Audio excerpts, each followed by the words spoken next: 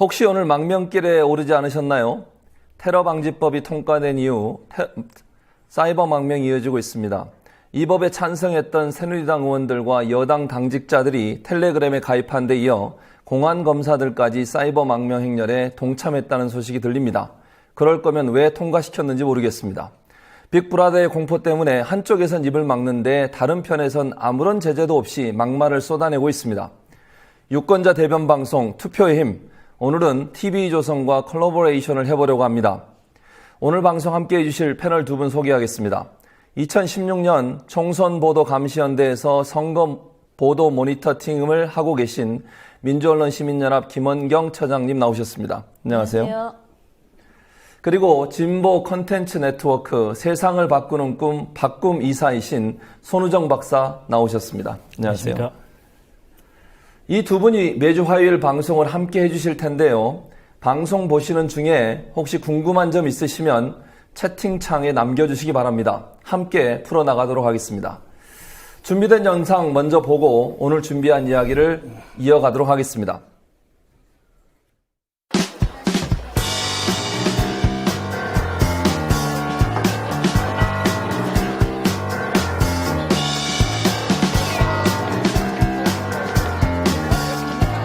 은수미 의원이 이석현 의원님께서 안철수 의원? 네, 손수 전순옥 의원님. 은수미 의원님 은수미 의원이 필리버스터를 하는 걸 보고 되게 많은 감동을 받았고요. 국민이 가야 할 길과 누려야 될 권리에 대해서 이야기한 게 되게 인상 깊었던 것 같아요. 안철수 의원이요. 정치인이 아니었잖아요, 원래. 의사로서도 좋은 이미지 많이 쌓고 해서 좀 약간 새로운 물 같은 그런 신선한? 그런 게 있어서 좀 믿어보고 싶은 마음이 있어요.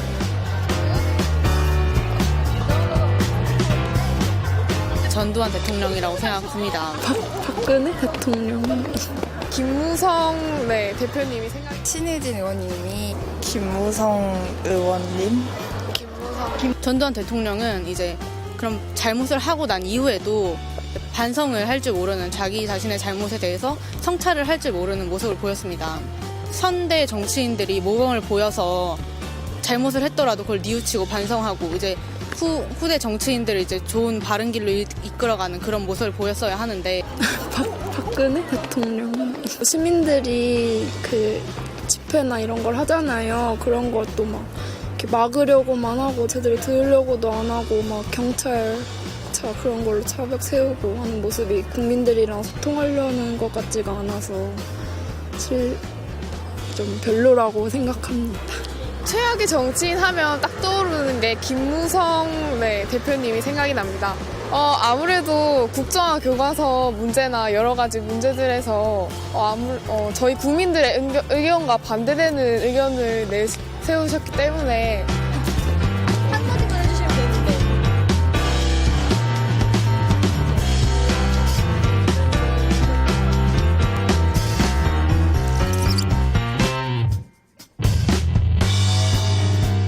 근데 이번에 또 테러 방지법이 통과가 되는 바람에 발언하고 싶지만 저의 일신의 안녕을 위해서 저는 발언하지 않는 것으로 하고 싶습니다. 있는데 말씀 못 하시는 건가요? 네. 그분에 대해서는 언급했다가 또 무서운 일이 일어날 수도 있으니까요. 요즘 무서운데 시대가 잡혀가는 거 아니에요? 아니에요? 잡혀가는데요? 잡혀가죠. 저 신상 다 털리고 잡혀가는 건데 최고의 정신을 모르겠고 그냥 요즘 무섭잖아요. 무서워요. 말 조심해야 돼요. 트위터 잘못하면은 택배 온다는데. 무슨 택배 온대요? 국정원에서 택배 보낸다고. 무섭죠. 무서운 세상이에요. 왜요? 뭘 말 한번 잘못하면은 끌려갈 수도 있잖아요. 테러 방지법 이런 거 있으니까.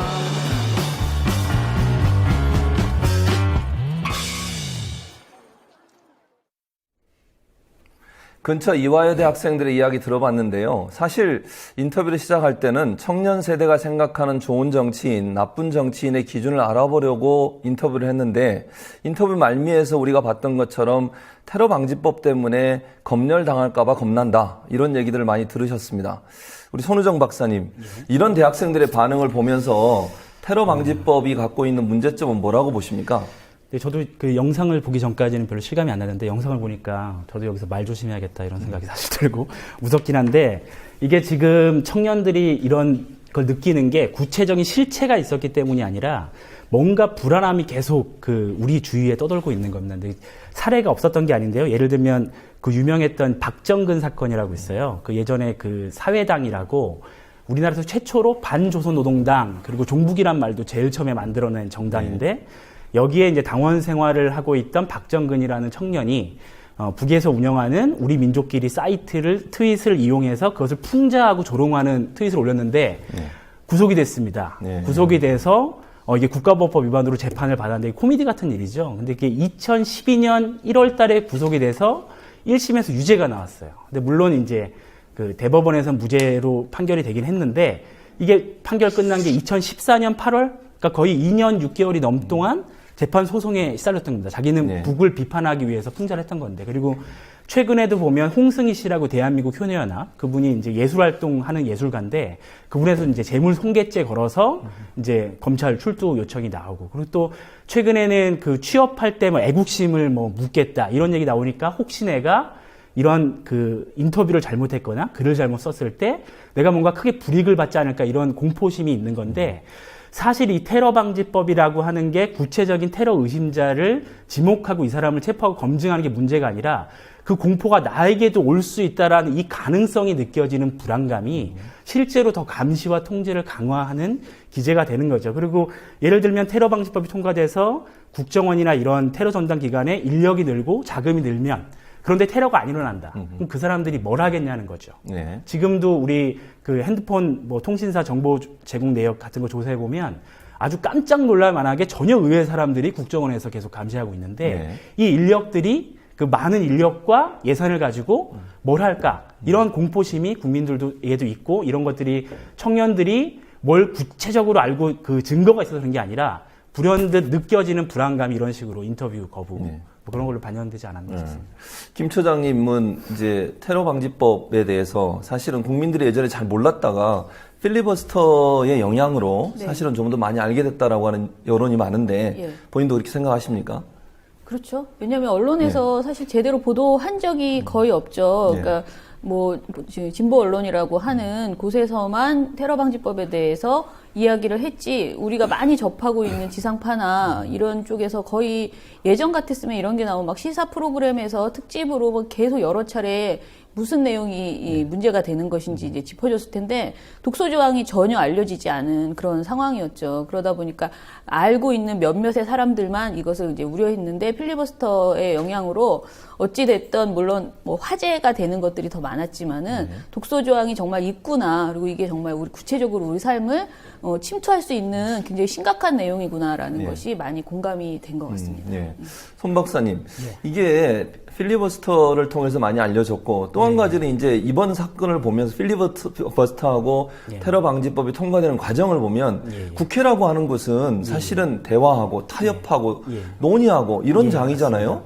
그럼 새누리당의 태도를 보면 과연 그런 국회의 기능을 제대로 했는지에 대한 의문이 있는데 이번 필리버스터 정국 또 테러 방지법의 통과의 과정을 통해서 우리 국회의 모습 어떻게 판단하시고 진단하십니까? 우리 박근혜 대통령께서 3.1절 기념사에서 국회가 지금 마비되어 있다 이런 표현을 쓰셨는데 개인적으로 봤을 때 19대 총선 국회 기간을 통틀어서 가장 마비가 안 되어 있던 기간이 필리버스터 기간이 아니었나 싶거든요. 근데 그걸 역설적으로 얘기하면 그동안 국회가 사실 우리 역사에서 비교해 봤을 때 어느 때보다 좀 국민들과 괴리감이 좀 컸던 것 같아요. 국민들이 사실 그때 뭐 국정원의 선거 개입이라든지 뭐 세월호 사건이라든지 너무 굵직한 사건들이 많이 터져 있었는데 국회가 정말 그런 민의를 반영하는 역할을 해왔나 여기 되게 의구심을 가졌는데 필리버스터도 사실 처음에 시작했을 때는 많은 분들이 저것도 쇼하는 거 아니야?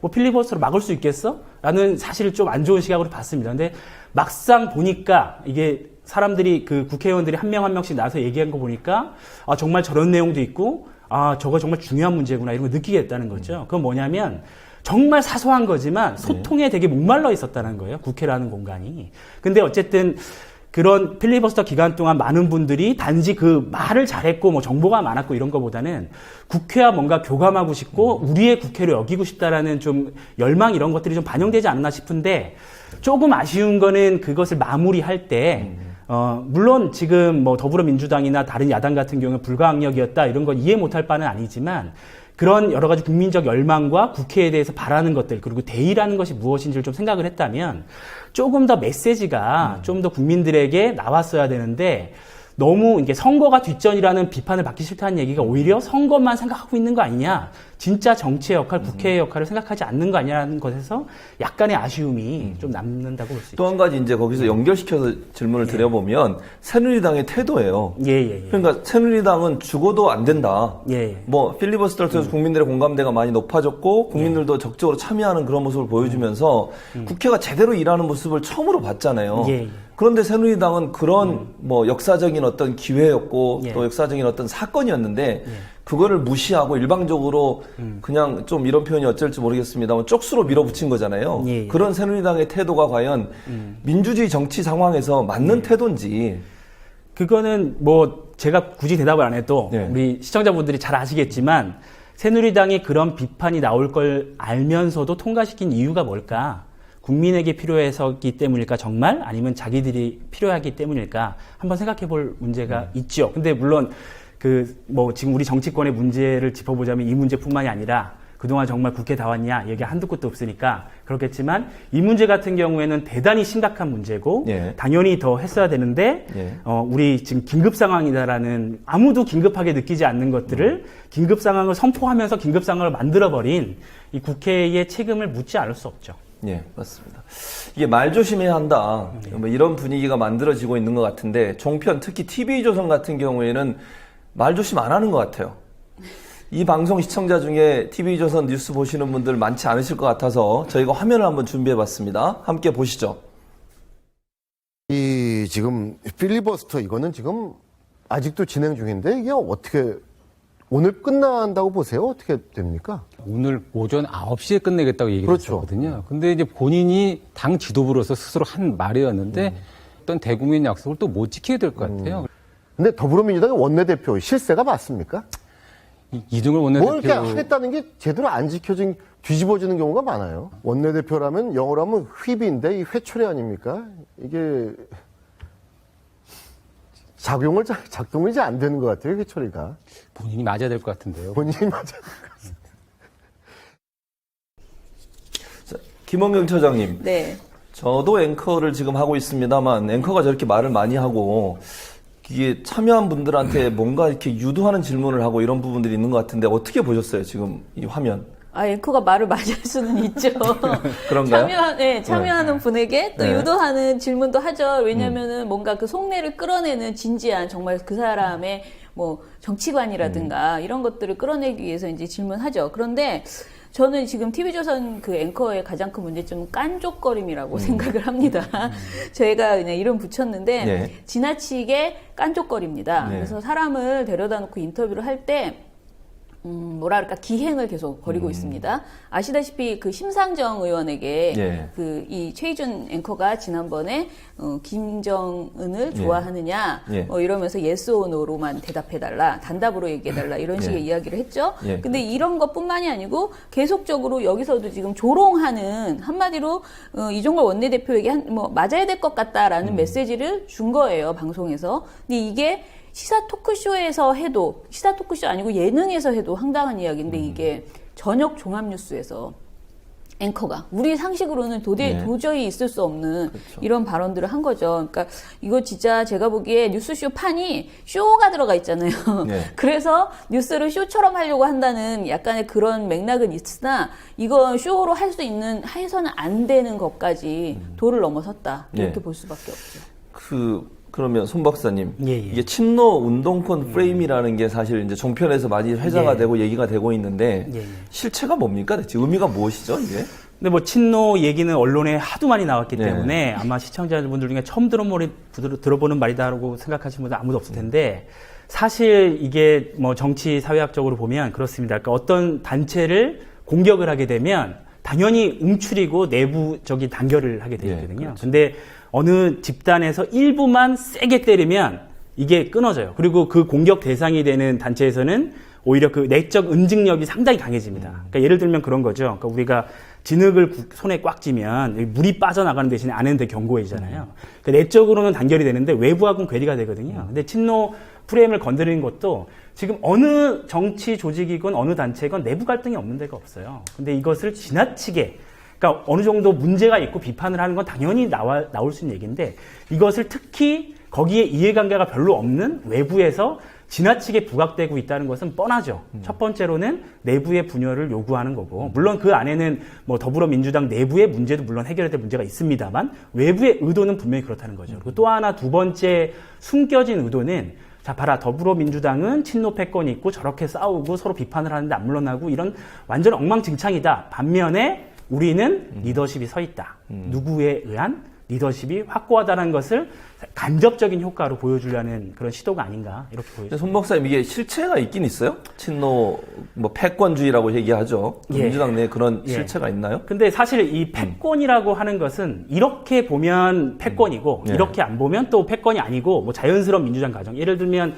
우리가 뭐 내부 선거에서 다수를 점하게 되면 다수의 의견을 어느 정도 존중해 주는 게 맞는데 또 다른 쪽에서 보면 패권이라고 볼 수 있거든요. 종이 한 장 차이거든요. 근데 이 패권이라는 것이 있느냐 없느냐 문제를 떠나서 이것을 해결하는 것은 내부의 끊임없는 소통이에요. 공개적인. 근데 지금 친노 프레임을 엄청나게 얘기하고 있는 사람들의 공통점이 뭐냐면 이들이 어떤 의제로 차이가 있고 어떤 문제로 입장 차이가 있다는 얘기를 거의 하지 않습니다. 그냥 친노 패권 이러고 마는 거죠. 근데 이 동일한 메커니즘이 사실상 그 진보정당이 분열하고 했던 데도 동일하게 적용됐던 메커니즘이에요. 패권을 제기하고 내부의 갈등을 유발하고 이것을 외부로 만드는 거죠. 그래서 지금 더불어민주당도 사실 이제 선거를 앞둔 시점에서는 내부 문제를 지나치게 외부로 끌고 나가지 말고 이거는 책임 있게 자기 안에서 해결을 해야죠. 민주적인 방법을 하든 존중을 하든 타협을 하든 해야 되고 내부의 문제를 지나치게 외부로 끌고 나가는 것은 당 내에서도 서로 좋지 않고 뭐 국민들 입장에서도 사실 뉴스 보면서 서로 어떤 아이디어를 가지고 싸우는지 듣고 싶지 누가 누구랑 뭐 패권이 이런 얘기 듣고 싶겠습니까? 그래서 그걸 좀 생각해 주셨으면 좋겠어요. 종편들이 그런 걸 주로 많이 사용하나요? 방송에서? 뭐 종편뿐만 아니고 예. 지금 대부분의 언론이 이 친노 패권주의 그리고 운동권, 친노 운동권 이런 프레임들을 많이 쓰죠. 그러니까 사실은 저는 그냥 더민주 흔들기라고 그렇게 얘기하는 게 제일 좋을 것 같아요. 그러니까 더민주에 대해서 그런 거죠. 이 정당은 내부에 패권이 있고 아주 소수의 몇몇 사람들이 패권을 가지고 있고 게다가 운동권이다. 그래서 이 사람들이 굉장히 강경파이고 이런 사람들이 이제 그 패권을 가지고 있는데 다른 세력이 지금 들어왔다. 그래서 이 세력들이 지금 사실은 굉장히 갈등하고 있는데 겉으로는 지금 공천권 때문에 잠잠하지만 이제 공천이 끝나고 나면은 이 정당은 사실상 분열될 것이고 이제 믿을 수 없는 정당이다. 정말 더민주에 대한 부정적인 이미지를 가득 씌우는 이런 보도들을 계속 하고 있는 거죠. 그래서 저는 친노 패권주의 저도 정말 궁금해요. 도대체 그것이 무엇이길래 이렇게까지 말하는가. 근데 뭐 장성민의 시사탱크나 이런 걸 보면 그 친노 패권주의에 대해서 말하는 거를 그 친노라는 말을 쏙 빼면요. 그냥 그 우리 사회의 어떤 권력 집단을 다 그냥 그렇게 말할 수 있는 거예요. 사실 우리가 영남 패권주의라는 말 사실 별로 안 하죠. 네, 그런데 그렇죠. 영남 패권주의를 이렇게 적용해서 그 말들을 이렇게 들어보면 똑같네? 또는 박근혜 대통령의 어떤 지금의 어떤 정치 행위 그거 갖다 붙이면 네, 똑같네? 그렇죠. 새누리당 다 똑같네? 이렇게 할 수 있는 얘기들을 이상하게 친노 패권주의에다가만 그 나쁜 설명들을 잔뜩 붙여서 계속 매일매일 주입식으로 방송을 하고 있는 거죠. 그렇죠. 그러니까 같은 맥락인데 손 박사님도 그러면 친박, 진박, 비박 이런 얘기 많이 나오잖아요. 예, 예. 그런데 왜 새누리당 안에서는 친박 뭐 아니면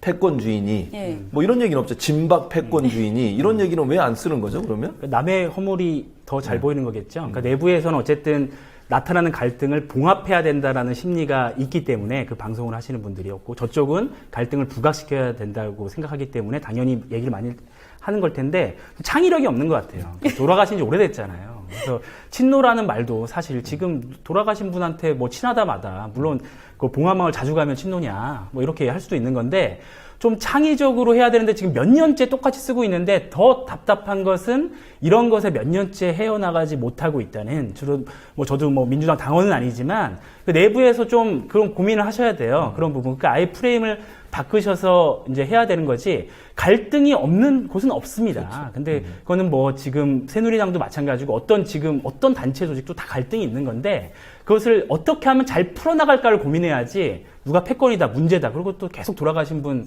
이름 거론하면서 그렇게 얘기하는 거는 정치의 후진성이죠, 사실. 근데 약간 좀 한번 짚어보고 싶은 거는 그 더민주 내에서 정치인들이 그런 행위를 한다고 저는 물론 그런 거 있겠죠. 그렇지만 그것보다는 외부에서 이런 프레임을 가짜 프레임을 만들어서 계속 이들이 이렇게 싸우고 있다고 강조하고 있는 거거든요. 근데 많은 사람들이 그것을 간과하고 아 진짜 더민주 시끄러운가 봐. 저기 안에서 소수 몇 명이 패권을 지금 막 장악을 해서 횡포를 부리고 있구나 이렇게 생각한다는 거죠. 그래서 사실은 그 실제 정치 행위와 언론 보도에서 비춰지는 부정적이면은 너무나 큰 간극이 있다 이렇게 생각합니다. 그러니까 언론이 결국 그런 친노 패권주의 실체가 있든 없든 또 과장해서 없는 친노 패권주의를 만들 수도 있고 아니면 뭐 있긴 있지만 어디든 갈등이 있을 수 있는 그걸 과장해서 만드는 그런 역할을 한다고 보시는 거죠. 친문 패권 이렇게 해가지고 그렇게 나오나요? 과장하는 것도 있지만 우리가 사실 친구들이랑 얘기할 때도 말싸움하다가 옆에서 구경꾼들이 편 들어주면 그때부터 싸움이 커지거든요. 그렇죠. 망신도 있고 지금 그런 거를 조장하고 있는 거예요. 조장하는 의도는 명확한 건데 크게 보면 이게 보이는데 그 싸움 테두리에서 자기의 작은 이익을 생각하면 이게 안 보이거든요. 그러니까 좀 크게 보십사 뭐 야당 하시는 분들은 좀 그런 당부 말씀을 드립니다. 그러면 이제 김 처장님 이게 친노 패권주의라는 게 언론이 어쨌든 주축이 돼서 만들어낸 특히 보수 성향의 언론들이 만들어낸 거라고 볼 수 있겠는데 그럼 여기서 빠져나올 방법은 없을까요 혹시? 빠져나올 방법이요? 야당에게 무엇을 하라? 뭐 그렇게 말씀하셔도 좋고 아니면 국민 입장에서 어떻게 대응하는 게 좋을까 하는 부분도 좀 예를 들면 이런 거죠. 안 보면 된다. 근데 안 본다고 해결이 될까요 그러면? 그렇죠. 안 음. 보면 어떡하나요? 뭐 국민 TV 뭐라고 해야 되나요? 아니면 법적인 뭐 예를 들어서 지금 방송통신심의위원회도 지난번에도 김홍희 시장님 지적하셨지만 방송통신심의위원회, 선거방송심의위원회가 제대로 역할을 못 하고 있잖아요 지금. 왜 못한다고 보세요? 뭐 못하는 이유는 사실 국민들이 전 다 이미 소문이 쫙 났어요. 그래서 이제 알고 있다고 보시는데 일단은 선거방송심의위원회든 평상시에 하는 방송심의위원회든 그 인원이 여당 추천과 야당 추천위원이 이렇게 있는데 여당 추천위원이 2배로 많아요. 그렇죠. 그러다 보니까 이제 이 합의제로 하는 게 아니고 거의 투표처럼 이렇게 되다 보니까 결론이 항상 여당 추천위원들의 그 마음 먹기에 달려 있습니다. 그런데 이 사람들이 이제 종편에 대해서는 굉장히 관대한 입장을 가지고 있어요. 물론 논리는 있습니다. 뭐 시사 토크니까. 뭐랄까 토론을 하다 보면 약간의 그런 것들이 있을 수 있다라는 식으로 봐주기를 합니다. 그런데 그 봐주기가 아주 그냥 편파적으로 오히려 방송보다 심의가 더 편파적이다 이런 비판을 받을 정도로 지금 그렇게 되고 있고 선거방송심의위원회도 크게 다르지 않다라는 생각이 들어요. 사실 그게 굉장히 아쉬운 점인데요. 저희가 좀 굉장히 정당하게 말하면 선거방송심의위원회 말고 보통 때 이제 심의위원회는 3년이면 3년 이런 임기가 있잖아요. 그렇죠. 그러니까 그 임기 동안에 굉장히 길게 일을 해야 되기 때문에 어떤 관계나 또는 재임 뭐 여러 가지 고민을 할 수 있습니다. 근데 선거방송심의위원회는 사실 4달, 뭐 3달 요렇게만 하는데 저 같으면은 그런 뭐 자고우면하지 않고 정말 이 방송에 있는 내용, 국민에게 정말 이게 옳은 방송이었는지 아닌지만 가지고 판단할 것 같은데 그렇지 않다는 거죠. 그래서 굉장히 전략적인 마치 자기를 추천해서 보내준 정당을 위해서 심의를 하고 있는. 근데 이것이 전 심의가 그 다음 선거에 분명 영향을 미치고 있어요. 저희가 2014년에 지방선거 때 처음으로 종편을 제대로 모니터를 했습니다. 그때 굉장히 여러 가지 건을 저희가 센 발언들을 다 심의를 넣었는데 의견 제시, 문제없음 이런 것들이 나왔거든요. 그랬더니 이번 선거에서 바로 이런 보도들이 나오고 있는 거예요. 그러니까 전에 만약에 중징계를 내렸다면은 이런 방송을 하면 선거 때는 정말 안 되는구나 이런 메시지가 갔을 텐데 학습 효과가 뭐 이렇게 해도 된 거죠. 그러면 이번 선거방송심의위원회에서 또 이런 식으로 솜방망이 처벌을 한다. 그러면 100% 다음 대선 때 종편이 얼마나 그 날뛰는 방송을 하겠어요. 그러니까 저는 이제 방송 빙자 선거 운동원이라고 지금 표현하거든요. 이 사람들을 이런 방송을 해도 뭐 정부가 합법적으로 별 문제 제기 안 하고 있구나, 징계도 안 받고 있구나 이런 메시지가 갈 것이라서 상당히 우려되는 그런 측면이죠. 결국 이제 선거방송심의위원회 구성이 문제고 두 번째는 선거방송심의위원회가 솜방망이 처벌을 하다 보니까 고쳐지지 않고 있다 이렇게 결론이 낼 수 있겠네요. 그렇죠. 자, 그러면 TV조선의 방송 하나 더 보고 이야기 계속 이어가도록 하겠습니다. 김종인 대표께서는 다른 당에 계셔서 친노 사정을 잘 모르신지도 모르겠습니다만은 지금도 6선에 이해찬 의원, 5선에 원혜영 의원, 이미경 의원, 윤호중, 김태년, 김상희, 김현미, 홍영표, 박범계에다가 지금 이목기, 정청래 그분들 다 같이 계시죠. 호남의 최규성 의원 있죠. 그다음에 초선들이요. 최민희, 진선미, 진성준, 도정환, 남윤수, 은수미, 김경엽, 윤여동, 전해철, 박남준, 서영교, 배재정 이 중에 문제된 분들 많이 있지 않습니까? 이분들이라도 정리하면서 그냥 살을 붙여서 친노 패권 세력을 정리하고 정말 객관적으로 저희들 보고 숙청 작업 지금부터 할 테니까 친노 명단 써달라 그러면 제가 딱 써둘 수 있어요. 완전히 한 40명 정도. 김종인 대표 들어가서 하는 일이 아무것도 없어요, 지금요. 괜히 그 국민들이 눈만 흐려주고 말입니다. 이 영상 보셨는데 뭐 소리도 지르고 막 이러시네요. 이름을 막 지명하면서 어찌 보면 특정 정치인에 대해서 낙선운동을 하는 것 같은 느낌을 받을 수 있는데 뭐 이게 낙선운동 어디까지 낙선운동으로 봐야 될까요? 그래서 일단 방송을 보고 나니까 저희가 너무 점잖게 방송을 하고 있다 이런 생각이 좀 들고요. 예, 우리도 좀 그 속도를 내야 되나 이런 생각도 드는데 지금 두 분이 지금 선거 방송 이런 거 전문이시니까 제가 알고 있는 범위 내만 말씀드리면 사실 지금 낙선 운동을 할 수 있게 되어 있죠. 할 수 있게 되어 있고 원치 않는 후보에 대해서 할 수 있는데 자기가 속한 단체 회원들에게 일상적인 고지 그리고 기자회견, 언론 보도 정도를 허용하고 말 그대로 진짜 낙선 운동, 거리에 나가서 서명을 받고 이 사람 잘못됐다 이렇게 얘기하는 건 불법이거든요. 근데 언론에서는 지금 저렇게 하는 게 사실상 낙선 운동과 거의 다르지 않은 지금 거의 방식으로 이 사람 이름을 다 부르고 하는데 이 언론이라는 위력적인 방식을 통해서 실제로 전파를 하고 있어요. 근데 지금 선생님께서 더 잘 아시겠지만 미국에는 사실 공평 원칙 그런 거 있잖아요. 그렇죠. 대립되는 상황에 대해서 똑같은 시간으로 방송해야 된다. 우리는 선거법 보면 그냥 공정하게 방송하라 이렇게 얘기했는데 그게 참 애매하다라는 거죠. 선관위에서 해석하기 나름이고 저것도 그냥 시사평론인데 그 정도는 괜찮지 않냐라고 하는데 저걸 가지고 얘기해서 친노 명단이 살생부처럼 돌고 하면 이게 선거 운동 자체가 이미 불공평하게 공정하게 지금 진행되고 있는 것을 보이는 거고 지금 저분들이 이름 거론되신 분들이 무슨 잘못이 있어서 저렇게 해서 살생부처럼 그 이름도 무서운 살생부 이름에서 명단을 저렇게 종편 방송에서 끊임없이 내보내야 되는지 조금 씁쓸한 거죠. 뭐 그렇지 않아도 종편에서 지금 김홍영 처장이 소속돼 계신 민원연을 종북단체로 했다가 벌금인가 맞았죠? 재판에서 져서. 그렇게 그러니까 확인되지 않은 소위 그 사실과 다른 내용들을 얘기하면서 낙선운동을 한다는 게 문제라고 생각이 되는데 저렇게 언론에서 종편에서 나와서 자기네 개인적인 생각 또는 사실과 관계에 맞지 않는 얘기들을 하는 것들이 과연 방송으로서의 역할을 제대로 하는 건지 또 우리 방송통신심의위원회든 방송위원회든 이런 부분에서 처벌하거나 아니면 조금 제재를 가할 방안은 없는지 김 처장님은 어떻게 보십니까? 계속 어려운 질문을 하시는데 제재를 가할 방법은 그 사람들이 정말 그 자신의 역할 있잖아요. 자신에게 주어진 권한 그걸 제대로 행사를 해야 되는 거죠. 방송심의위원들이. 그 다음에 사실은 그 방송인들이요. 방송 심의 규정 알아야 돼요. 선거 방송에 관한 특별 규정이 있습니다. 그 규정을 제대로 한 번만 딱 정독하면 본인들이 얼마나 엄청난 실수를 하고 있는지 알 겁니다.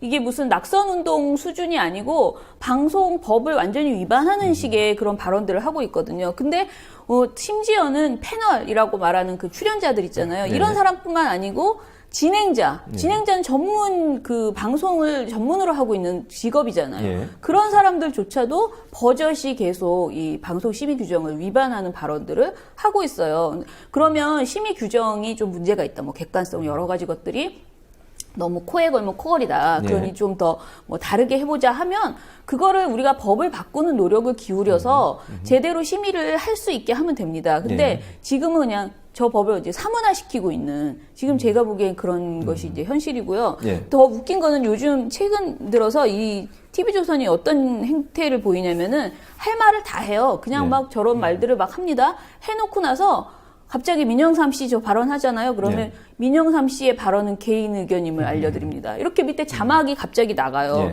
아니 그러면은 이게 이 뭐라 그럴까 그 TV조선의 잘못이 면피가 되나요? 이 면제가 되나요? 근데 분명히 제가 걱정하는 거는 분명히 선거방송심의위원회 가면 또 저 자막 썼으니까 그래도 괜찮지 않느냐 이런 말을 할 거예요. 그런데 이미 그 자막이 나가고 있을 때 이 사람의 발언은 어마어마해요. 야당 그 야권 연대를 하자는 것에 대한 그 말들이 나왔을 때 민영삼 씨가 이렇게 말합니다.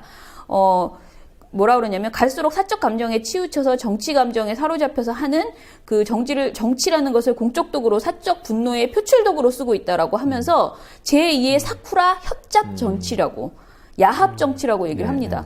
이게 지금 선거 시기에 더민주에 대해서 협작 사쿠라 정치, 도대체 저는 이게 뜻도 잘 모르겠는데 이런 말들을 합니다. 그러니까 갑자기 난데없이 민영삼 출연자의 발언은 개인적인 주장임을 알려드립니다. 이렇게 자막이 나가요. 그리고 또 최근에는 이 프로그램의 그 시사탱크 프로그램의 장성민 진행자 막 또 센 얘기가 나갑니다. 더불어 비리당이다. 더불어민주당은 이런 발언들이 막 이제 패널이 합니다. 가만히 들으면서 오냐오냐 이렇게 얘기를 들어요. 그러다가 갑자기 하는 말이 제가 한번 그대로 읽어드릴게요.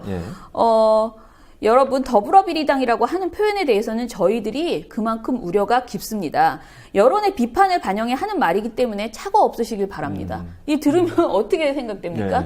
이게 자기는 변명이랍시고 심의를 이제 예상하고 하는 말이에요. 한 발 빼기죠. 근데 저는 이런 한 발 빼기식 막말 보도, 이 막말 방송에 대해서 정말 엄중하게 오히려 그 괘씸죄를 적용해서 더 세게 지적하지 않으면 앞으로 모든 종편들이 이런 식의 자막 처리 한 말 하려다가 심한 말을 한 다음에 끝을 얼버무리고 뭐 이러면서 감안하셔서 들으시기 바랍니다. 이러면서 계속 더 점점 더 심해지는 그 선정적인 보도들이 나올 거라고 이렇게 생각을 합니다. 결국은 이제 선거방송심의위원회나 방송통신심의위원회가 제대로 제재를 안 하니까 이런 문제가 발생하는 것 같은데요.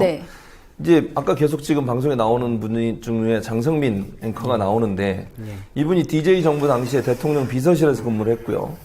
또 16대는 새천년 민주당으로 국회의원까지 하셨어요. 이분이 왜 저런 태도를 보인다고 손 박사님 생각하세요?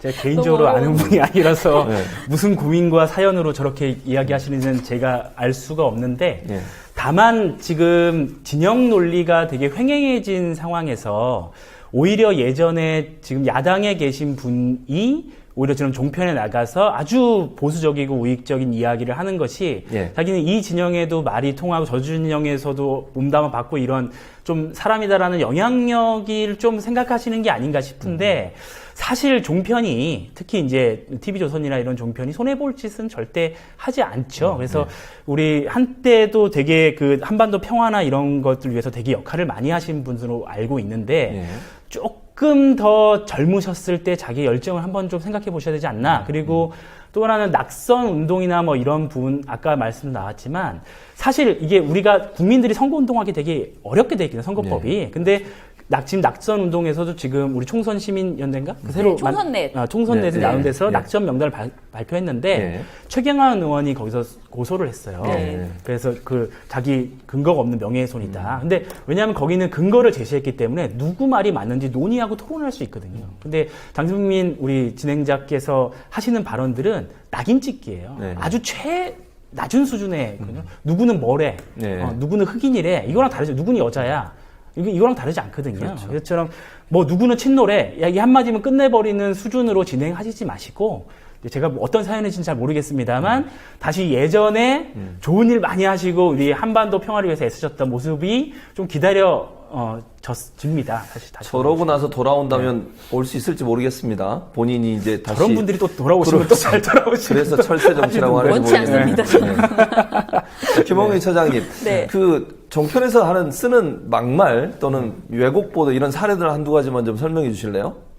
막말 워낙 많아서 이번 주 막말이 아닌 말을 고르셔야 될 것 같은데. 예, 너무 많습니다. 근데 뭐 이번 주 같은 경우에 아까 그 사쿠라 협력 정치 그다음에 더 비리 뭐 더불어 비리당 그리고 뭐 보통 말하는 거는 이제 김종인 의원의 그 대표에 대해서 겉모술수에 통달한 정치인이라고 말하고 정말 볼성사 나온 사람, 분풀이 정치를 하고 있다.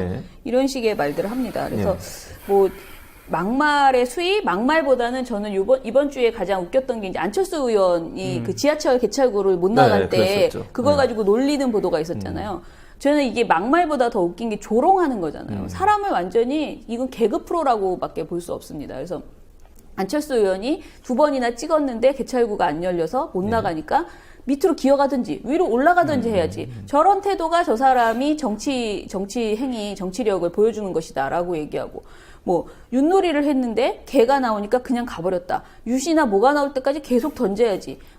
그런 식의 정치력을 보이고 있다. 이러면서 자기들끼리 웃고 깔깔거리거든요. 이게 어떻게 정치 평론입니까? 그러니까 이거는 단순히 뭐 그 센 발언보다도 조롱하는 이런 태도들이 너무 심하다는 거죠. 게다가 시사테크 저희가 이번 주 거를 이렇게 정리를 해보면은 야권에 대한 관련 주제가 거의 80%가 넘습니다. 매일매일. 근데 여당에 대한 주제, 여당도 최근에 굉장히 이슈가 많았어요. 공천 관련된 뭐 내용이나. 근데 여당을 비판할 만한 소재가 엄청 많았음에도 불구하고 그런 것은 뭐 19%, 6% 하루에 소재 굉장히 적게 언급합니다. 게다가 그거는 그냥 이런 일이 있었다 하더라 정도로 가볍게 지나가는데 야당과 관련된 주제는 별 내용이 없어도 제가 한마디로 보고서에서 썼는데 가만히 있거나 잠잠하거나 시끄럽거나 늘 야당과 관련된 비판을 하고 있습니다. 저는 한마디로 지금 종편은 야당 방송이다.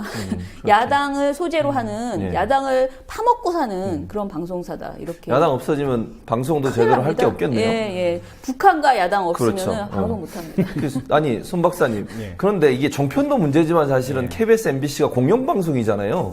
공영방송의 보도 태도를 보면 종편과 그리 별 차이가 없다 이런 느낌을 받는데 손 박사님 시청자 입장에서 어떻게 보세요? 일단은 제가 공중파 그 뉴스를 잘 안 보기 때문에 잘 뭐라고 말씀드릴 수 없지만 두 공영방송의 그 이사장님들께서 또 각별한 또 정치적 색깔을 또 드러내시고 또 MBC 우리 이사장님께서는 문재인 그 전 대통령 후보까지 하신 분한테 공산주의자 이런 발언도 하시고 뭐 이런 모습을 보니까 그 밑에서 사실 그 공정방송을 위해서 애쓰던 분들도 많이 해고됐잖아요. 그러니까 그런 것들이 사실 공중파의 종편화가 되고 있는 것 같고요. 그리고 우리가 많이 예전에 사랑했고, 그리고 이제 거의 케이블 안 보고 종편 안 보고 공중파 보셨던 분들이 이제 볼 의미가 없는 거죠. 채널과 차별성도 별로 없어지고, 물론 종편보다는 상대적으로 낮습니다. 상대적으로 낮지만, 예전에 우리가 뭐 97년에 정권 교체가 한번 되면서 아주 편향적이었던 방송들이 조금 균형을 왔다 갔다 하면서 찾아나갔던 과정들이 일순간에 물거품이 된다라는 느낌? 그런 것들을 많이 봤죠. 조금 더 낫지 않습니다. 그렇습니다. 비슷합니다. 아니요, 더 나빠요. 더 진짜로, 나빠요? 왜냐면 테러 방지법 같은 이런 것을 홍보하는 그 태도는 종편은 그냥 얕게 그냥 짚고 가거든요. 근데 아주 전략적으로 테러 방지법은 반드시 필요하다. 사드는 반드시 배치해야 된다. 이런 식의 그 마치 오다가 내려온 것처럼 아주 뭐 그냥 메인 뭐 기획 기사 해가지고 KBS는 엄청나게 공영방송이 훨씬 더 나쁘다고 저는 보고 영향력도 더 크고 문제가 있습니다. 이 공영방송이 제대로 역할을 못하니까 문제인 것 같은데 이제 선거 개입 논란을 불러일으키는 쪽이 공영방송 TV조선뿐만이 아닙니다. 박근혜 대통령은 최근에 공식 석상에서 20대 총선 심판론을 반복적으로 언급했습니다. 대통령이 정치적 중립을 어겼지만 이런 점을 지적하는 언론은 그리 많지 않았습니다. 박 대통령의 발언 들어보겠습니다. 지금 대내외적인 어려움과 테러 위험에 국민들의 생명과 안전이 노출되어 있는 상황에서 국회가 거의 마비되어 있습니다.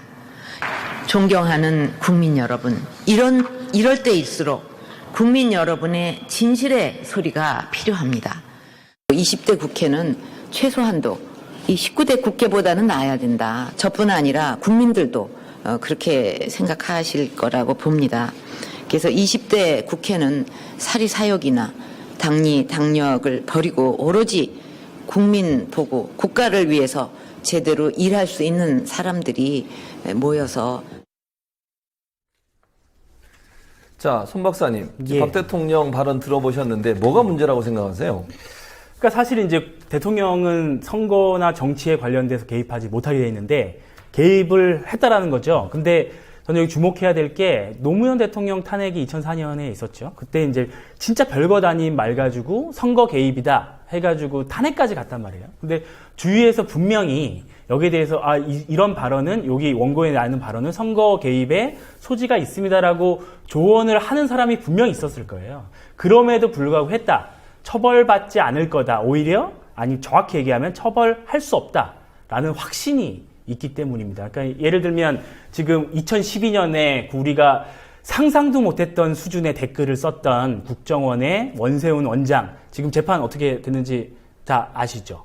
아직도 안 끝났습니다. 예, 1심에서는 정치는 개입했는데 선거는 개입 안 했다. 선거 이상한 얘기를 하다가 2심에서는 유죄가 됐는데 3심에서는 별것 아닌 증거 가지고 다시 파기환송 시켜가지고 지금 고등법원에 다시 하고 있는데 처벌받지 않는다는 거죠. 그리고 사례가 이것만이 아닙니다. 우리나라 역사에서 보면 정보기관이 그 테러방지법이 그래서 더 무서운 건데요. 정보기관이 정치 선거에 개입했던 수많은 역사가 있는데 아주 소수의 사례들이 발각이 됐어요. 근데 한 번도 제대로 처벌받은 적이 없습니다. 가장 가깝게는 민주화입니다. 독재 정권 시절이 아니라 1992년에 안기부가 그 유인물 대량으로 그 홍사덕 의원이죠.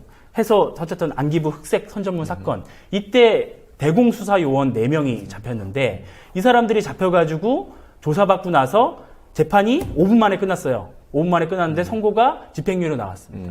네. 그리고 그 이후에 했던 부풍 사건 또 있고요. 근데 당시 92년에서 그때 대공수사 그 국장이 누구였냐면 정영근 전 의원이었죠. 뒤에 국회의원 하면서 잘 살았고 뒤에 또 유명한 그 부풍 사건. 이 사건이 사실 안기부 203호실에서 했던 건데 그때 203호실 책임지자가 지금 대통령 비서실장 하시고 계시지 않습니까? 아무도 처벌받지 않았어요. 불과 2012년 사건에 대해서도 국정원장이 하나 총대 메고 책임진다라고 생각을 했지만 밝혀진 게 없고 지금 책임도 안 받고 최동욱 검찰총장 뭔가 좀 밝히려고 하니까 찍어내지 않았습니까? 그렇죠. 한 번도 정보기관이 잘못된 정치 개입, 선거 개입에 대해서 처벌하지 않았습니다. 근데 대통령이 저 정도 얘기를 하는 거에 대해서 누가 감히라는 생각을 하는 거죠. 바로 이런 분위기, 또 이런 조건, 이 하에서 추진되는 게 바로 테러 방지법이기 때문에 우리가 더 무서운 거죠. 언론은 왜 이런 부분을 지적하지 않을까요, 김 차장님? 왜 지적하지 않을까요? 지금 저는 언론 장악이 확실하게 이루어졌다. 이명박 정부 이후부터 특히 공영방송 언론 장악이 확실해졌죠. 게다가 종편, 정말 그 새누리당 그 선거방송 하고 있는 종편이 딱 3개나 지금 버티고 있죠. 그런 상황에서 여론을 이미 장악해버렸기 때문에 본인이 이런 말을 하고 뭐 이거보다 더 심한 말을 해도 전혀 비판할 수 없다라고 보고 있는 거예요. 그렇기 때문에 저는 오히려 그 진보 종편, 진보적인 그 언론들의 역할이 정말 중요한 그런 상황인데 문제는 이번 그 박 대통령 발언에 대해서 보도를 보면요. 오히려 동아일보하고 조선일보가 보도를 했어요. 그러니까 이 문제를 지적을 했어요.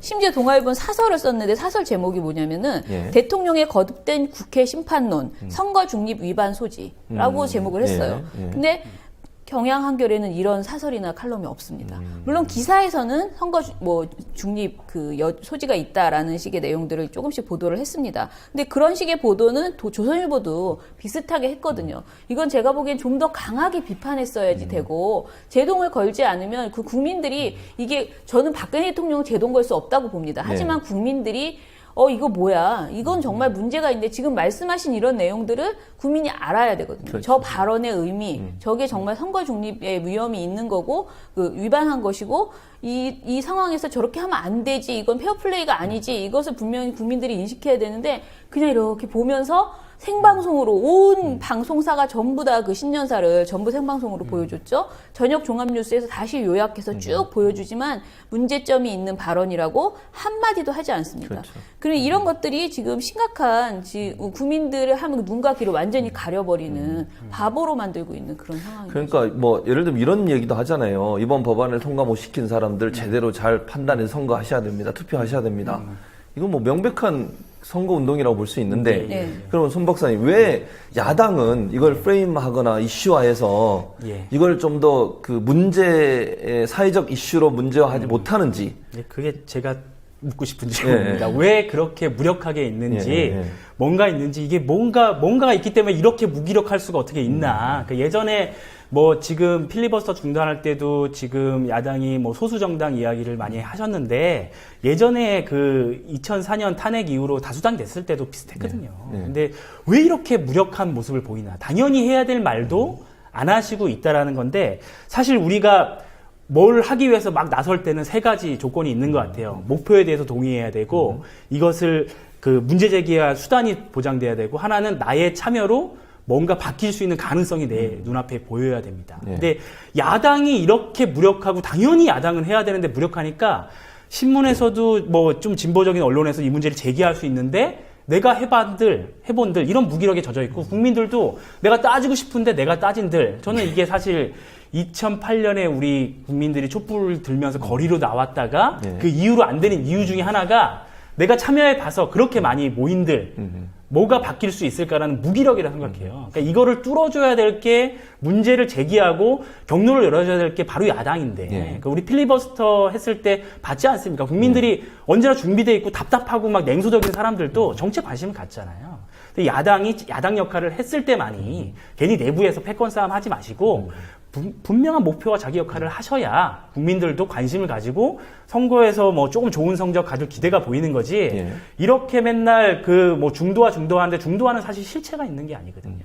왼쪽 날개가 지금 마비되어 있는 상황에서 오른쪽이 힘차게 날개짓 하고 있는데 자기가 중간이라고 생각하면 뭐합니까? 지금 계속 새는 오른쪽으로 가고 있는데 좀 그런 사명감과 역할을 좀 깨닫고 뭐 대단한 일을 하라는 게 아니라 당연히 해야 될 거라도 좀 명확하고 분명하게 좀 해달라 이런 말씀을 드리고 싶습니다. 근데 좀 약간 제가 계속 비슷한 얘기를 하고 계신데 저랑 이제 다른 게 저는 뭐가 더 먼저냐 야당의 무기력이 먼저냐 아니면 언론이 워낙 이런 식으로 프레임을 짜고 그 잘못된 그 프레임을 하니까 야당이 자꾸 무기력해지는 것인가 이게 굉장히 고민스러운 부분이에요. 닭이 먼저냐 달걀이 먼저냐 이런 근데 문제군요. 예를 들어서 이번에 이제 박 대통령 선거 중립 발언 말고 MBC에서 그 필리버스터 마지막 날 그 막말 공방 이 있었다는 보도를 합니다. 근데 이게 정의화 국회의장이 그 의장석에서 말을 하죠. 무제한 감청을 허용하는 법안이라고 주장했지만 사실과 다른 주장입니다라고 말했어요. 근데 이 발언은 그 의장석에서 의장이 사회가 아닌 자기 발언을 한 것이에요. 그래서 이것도 국회법 위반 여지가 분명히 있는 발언이었습니다. 그래서 밑에서 야당 의원들이 항의를 했어요. 그랬더니 요거를 제목을 이렇게 뽑은 거예요. 막말 공방 끝, 회기 종료. 그러면서 보도 내용에서 고성과 막말로 마무리됐다. 이번 국회는. 그리고 아수라장이었다라고 보도를 합니다. 정말 이렇게 뭔가 야당에서 뭔가 액션을 보이잖아요? 그럼 다 이렇게 돼요. 그러니까 사실은 뭐 물론 더 세련되게 더 뭐 큰 힘을 모아서 결집해서 하면 거리로 나가면 거리로 나갔다고 뭐라고 하고 국회에서 하면 아수라장이라고 하고 이런 식으로 끊임없이 야당이 하는 행동에 대해서는 아주 부정적인 프레임을 씌우면서 심지어 최근에 그 대통령이 그 재래시장에 가서 인천의 재래시장에 가서 구정 때 그러니까 설날에 그 자신이 아주 좋아하는 그 후보자를 굉장히 돕는 그런 행위를 했습니다. 근데 이 채널에 의해서 그걸 보도하면서 뭐라고 제목을 붙였냐면 선거의 여왕이 돕는 법이에요. 이거 그냥 버젓이 선거의 여왕이 자기가 좋아하는 의원을 어떻게 돕는지를 그냥 알려주겠다 하면서 보여주고 있어요. 개념이 없는 거죠. 이게 선거법 위반이고 뭐고 아무 생각이 없어요. 그냥 대통령이 나가면 그대로 칭찬하면서 그 발언들을 그대로 옮기면서 뭐 대통령님 너무 예쁘세요 이런 거 계속 보여주면서 그렇게 보도를 하고 있는 이런 상황에서 저는 야당에게만 정신 차려라, 이 돌파해라 하기에는 참 가혹하다. 그렇죠. 그런 면이 분명히 있는 것 같은 거. 언론이 어떤 형식으로 포장하느냐에 따라서 내용이 달라지니까. 그런데 그럼에도 불구하고. 그러니까 이제 손 박사님한테 또 여쭤보고 싶은 것은 면피잖아요, 사실은. 우리가 힘이 없다. 적은 정당이니까. 이걸로 면피가 될 수 있을까요, 과연? 우리 김대중 전 대통령이 훨씬 더 적은 의석수였을 때 훨씬 더 잘 싸웠어요. 그러니까 지금은 예를 들면 우리가 이제 일반적인 국민들이 봤을 때 야당이 힘이 없다고 생각 안 해요. 지금 뭐 사실 2012년 총선 때 얼마 얻었습니까? 127석인가 얻었습니다. 엄청난 의석이에요. 그 전에 67석 정도밖에 안 됐잖아요. 민주당이. 그만큼 많이 얻었는데 그것도 안 된다 그러면 그리고 우리 또 국민들이 전례가 있습니다. 열린우리당 대폭적으로 밀어줬는데 예. 상당히 무기력했던 전례가 있어요. 그래서 과반 얻으면 한다라는 거는 설득력이 별로 없어요. 그러니까 지금 할 수 있는 일을 최대한 하면 국민들이 못하면 도와줄 수 있는 마음이 드는 거죠. 근데 지금 우리 박근혜 대통령 3.1전 기념사에서 아주 감동적인 예. 구구가 있어요. 나라가 어려움에 빠져 있을 때 위기를 극복하는 힘은 항상 국민으로부터 나왔습니다. 예. 그렇다는 거죠. 그러니까 우리 예전에 우리 뭐 김대중 대통령 같은 경우에는 국회의원 시절에 어떻게 싸웠는지를 김대중 정신, 노무현 정신 계승한다고만 하지 말고 제대로 역할을 하는 야당. 그러면 우리 국민들이 조금 도와주면 얘네들이 정말 잘할 수 있겠다는 확신을 미리 줘야지. 지금 뭐 농담하는 것도 아니고 표 주면 우리 뭐 좀 해볼게라는 식의 뉘앙스로는 안 된다는 거죠. 네. 언론도 문제고 네. 또 야당도 문제고 그래서 야당도 좀 정신 차리시고 정표는 더 문제고 그렇죠. 정표는 더 문제고 오늘 두 분 말씀 잘 들었습니다. 다음 주 화요일에도 좋은 말씀 부탁드리겠습니다. 감사합니다. 네, 감사합니다.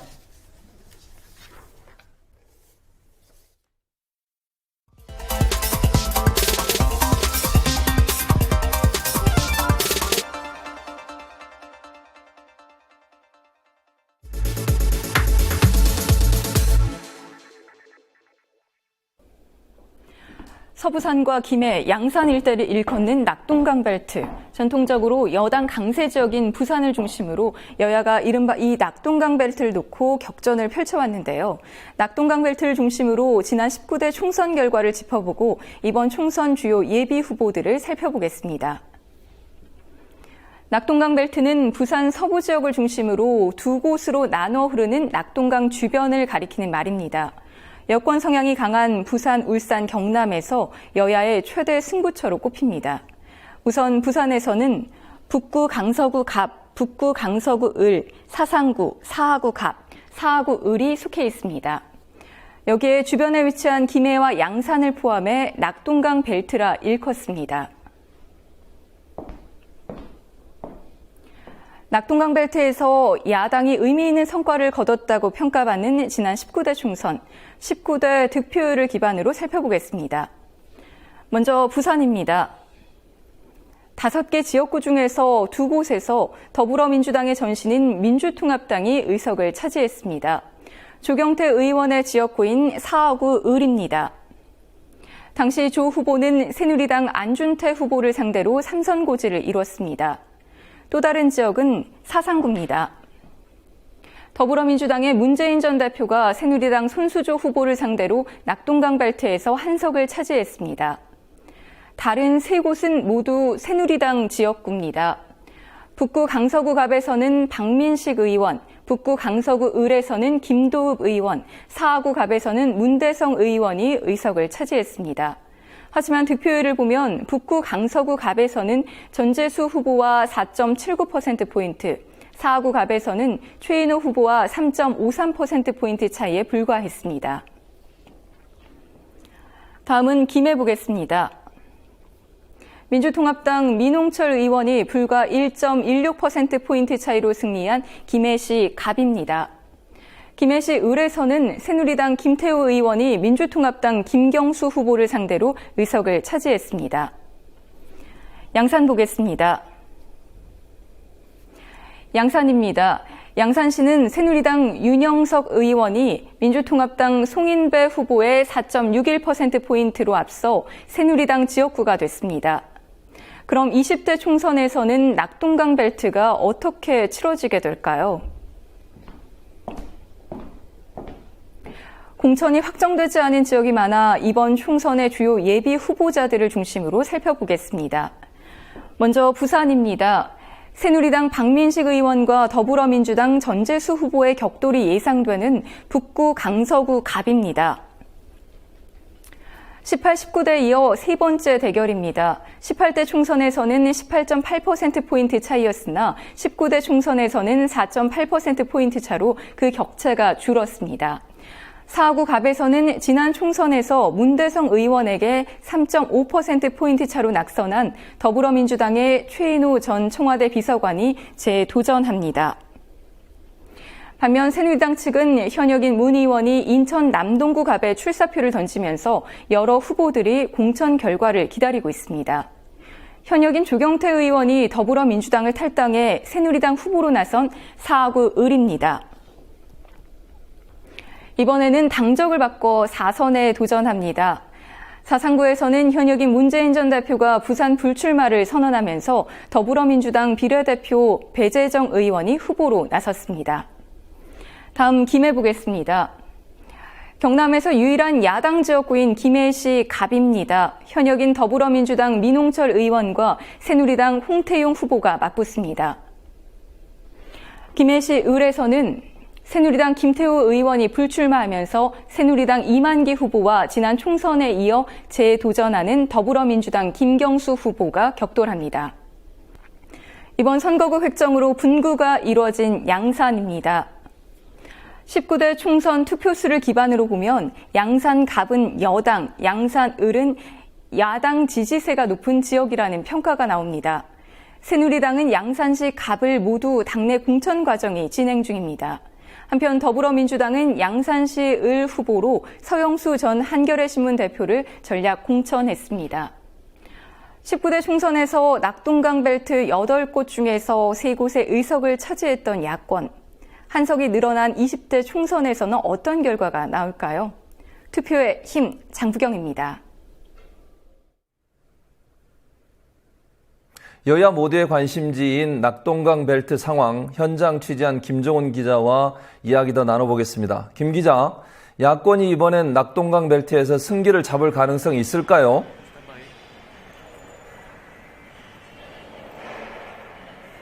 낙동강 벨트를 이끌 유력 주자가 없다는 점에서 총선 전망이 그리 밝지만은 않습니다. 특히 아쉬운 대로 낙동강 벨트의 유일한 3선이었던 조경태 의원이 새누리당으로 옮긴 것이 뼈아픈 부분입니다.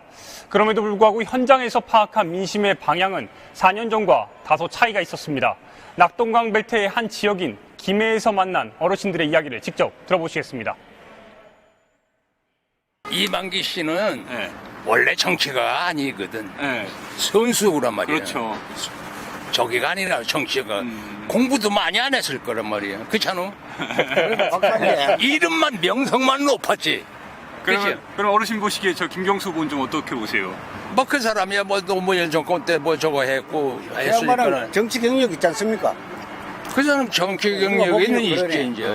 경력으로 봐서는 그래. 경력으로 봐서는 뭐 좋죠. 그리고 또 지방을 위해서 어떻게 일을 할 수 있느냐 없느냐 어떻게 뭐 종무대 가서 좀 잘 걸지 뭐 그 정치적으로 뭐 자기 그속을 발휘하겠냐 못 하겠냐 그게 달려 있는 거죠. 일각에서는 민심이 변했다 이런 평가가 나오고 있어요. 이유가 있습니까?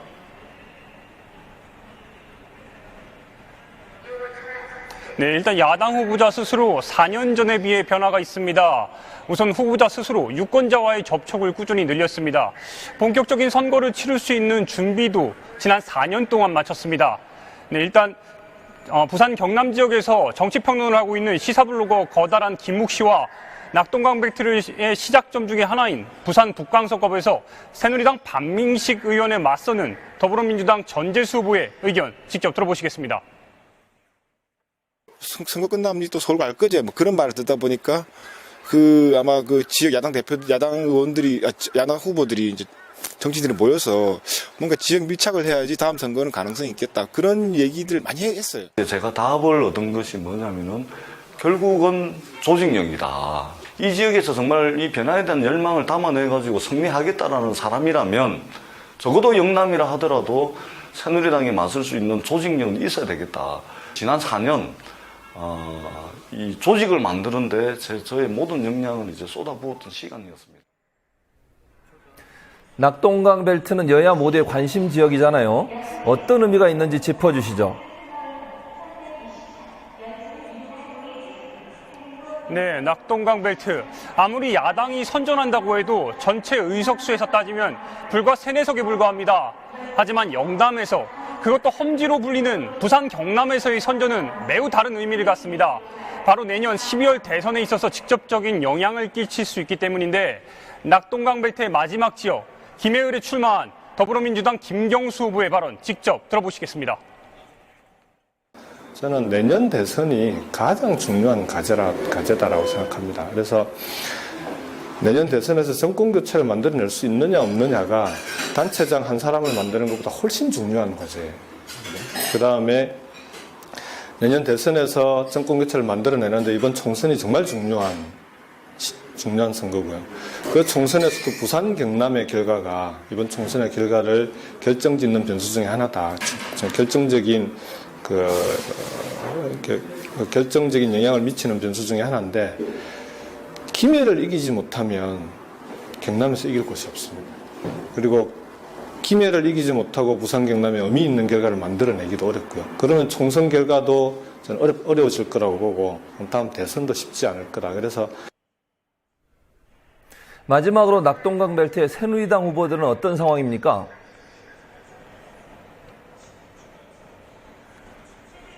네, 일단 부산 사상을 제외한 대부분의 지역을 새누리당 의원들이 차지하고 있습니다. 저희 총선 유랑팀이 낙동강 벨트에 위치한 여러 새누리당 후보들을 찾아갔습니다. 하지만 번번이 만남이 좌절됐습니다. 선거 사무소에 없거나 개인적인 이유로 인터뷰를 고사하는 경우가 빈번했습니다. 그럼에도 불구하고 이번 20대 총선에서 눈여겨봐야 할 선거구가 있습니다. 바로 지난 19대 총선 때 문재인 전 더불어민주당 대표와 부산 사상에서 대결해서 관심을 모았던 손수주 후보가 다시 출마했습니다. 이번에는 배재정 비례대표 더불어민주당 의원과 매치업이 됐는데 여성 후보의 대결이라 더욱 관심이 집중됩니다. 과연 야당이 이 부산 사상에서 야권 수성을 할 수 있을지, 박근혜 키즈로 불리는 손수주 후보가 승리할지 관심이 주목되는 부분입니다. 오늘은 여기까지입니다. 선택의 힘, 투표의 힘, 김종훈이었습니다. 김종훈 기자 수고했습니다. 공천 명단이 속속 발표되고 있습니다. 20대 총선이 본격적으로 시작되는 모양새입니다. 국민의 관심이 선거에 쏠린 사이 정부 여당에서 또 다른 움직임이 감지됩니다. 대통령과 국정원, 공영방송까지 합세해서 테러 방지법의 쌍둥이 법안인 사이버 테러 방지법의 제정이 필요하다는 바람을 잡고 있습니다. 여당은 노동계약이라고 불리는 노동사법 등 대통령 관심 법안을 19대 국회 안에 통과시켜야 한다며 목소리를 높이고 있습니다. 한눈 팔면 당합니다. 정신 똑바로 차려야겠습니다. 내 손에 달렸다. 투표의 힘. 내일 뵙겠습니다.